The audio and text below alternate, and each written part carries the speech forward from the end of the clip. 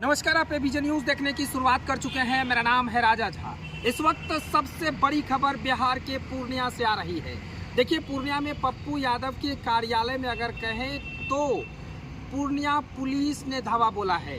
Purnia police ने धावा बोलकर फिलहाल एक गाड़ी को जब्त कर लिया है, आगे की कार्रवाई में जुट गया है। बताया जा रहा है कि पूर्णिया पुलिस ने शक के आधार पर पप्पू यादव के कार्यालय पहुंचे, तमाम गाड़ी जो थे उनके कागजात को जांच किया। उसके बाद एक गाड़ी की जो कागजात थी वो कागजात पूर्णिया पुलिस को सही नहीं मिला, इसलिए उस गाड़ी को जब्त करके हर थाने ले गई है। लेकिन तमाम बिंदु पर पूर्णिया पुलिस जांच कर रही है।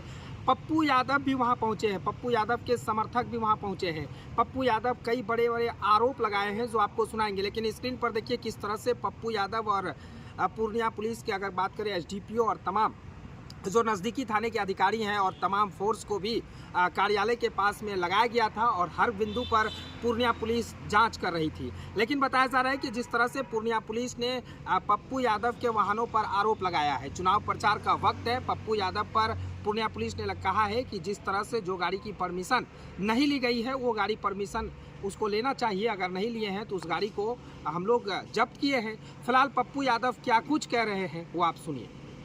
मामला है भैया, हमको तो पता नहीं, हम तो क्षेत्र में थे, ईद और सरूल वाले में।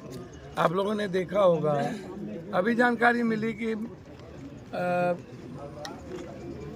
पुलिस फोर्स यहाँ आया हुआ है और गाड़ी को कह रहा था जबरदस्ती यहाँ लगा हुआ है महादेव का गाड़ी, जो परमिशन है कुछ गाड़ियों की जो निकली, इसकी ब्रांडिंग रोड पर हो रही थी, परमिशन के लिए गए हुए थे, ना कभी बजा ना ध्वनि है ना कुछ है।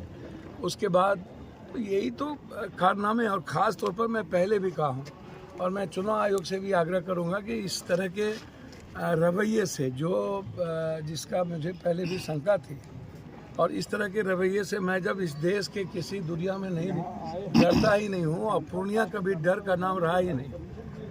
और मुझे लगता है कि जितना ये लोग परेशान करेंगे ना, उतना भगवान इनको सुबुद्धि दे और परेशान करिए। इनकी जो मानसिकता बनी है, जैसे दिल्ली में ईडी सीबीआई की मानसिकता होती है, वैसे चुनाव भर ये लोग जो बड़े अपने को समझते हैं। मैं आग्रह करूंगा डीएम साहब और एसपी साहब से, किसी भी प्रक्रिया के पहले आपका ऑर्डर होना बहुत आवश्यक है।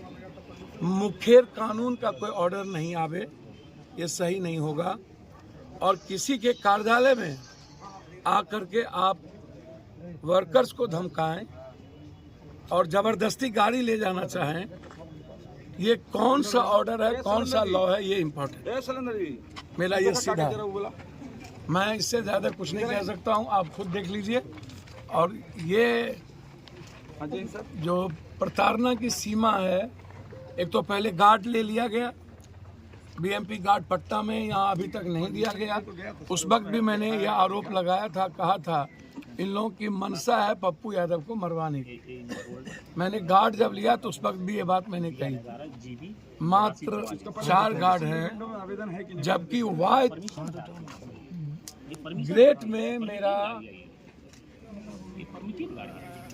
भारत सरकार के द्वारा ऑर्डर है, वो ऑर्डर मैंने दिया है।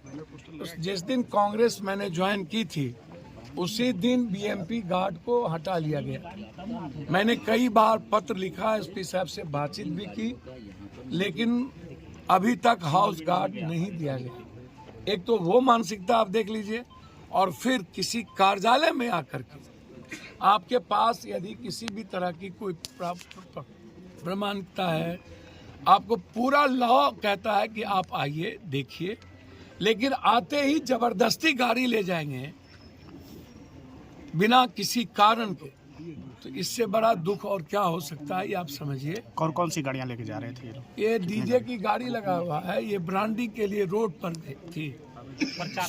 4 गाड़ी है, सभी परमिशन लिए हुए हैं, सब कुछ लिए हुए हैं, बिना किसी ऑर्डर के अन्य पार्टियों की सब कुछ बज रहा है, चल रहा है, कोई ऑर्डर नहीं है, और आप कार्यालय आ गए। तो इससे बड़ा गलत रवैया क्या हो सकता है। तो मैं डरने वाला तो हूँ नहीं ना, दो ही बात होगी ना, या तो मैं मरूंगा या तो फिर पूर्णिया जिंदा रहेगा। मेरे जीते जी पूर्णिया के सम्मान पर मेरे मरने के बाद ही किसी को दुनिया में यह हैसियत होगी, चाहे दुनिया की कोई ताकत हो। लॉफुल जो भी होगा हम उसको एक्सेप्ट करेंगे। हमारे कोई भी ऑफिशियल कार्य के अलावे जो चुनाव आयोग कहता है और चुनाव आयोग के नियम कहते हैं, हम उसी चीज़ को करें। आखिर इसके पीछे वजह क्या लग रही है? भैया तो पूर्णिया की जनता, दूसरा कोई वजह नहीं। दुनिया की इंडिया का 19 दिनों में एक ही सीट हॉट सीट बना हुआ हो, आप सोचिएगा, एक ही हॉट सीट बना हुआ है। तो ये प्रताड़ना जो आपको कब से लग रही, कांग्रेस में शामिल होने के बाद से या नामांकन के आपको बाद? पता है कि बीएमपी हाउस गार्ड था, पटना में है, यहाँ कई बार का हुआ। संपर्क नहीं, कोई बातचीत नहीं, कार्यालय से कोई संपर्क नहीं, सीधा आ जाना और टपक जाना। और ये यहाँ पे 26 तक मैं चुनाव आयोग के कानून के बाद तो मानूंगा। यहाँ बताया जा रहा है कि 26 के बाद और 4 जून के बाद या तो पप्पू या तो सरकार, दो ही बात हो।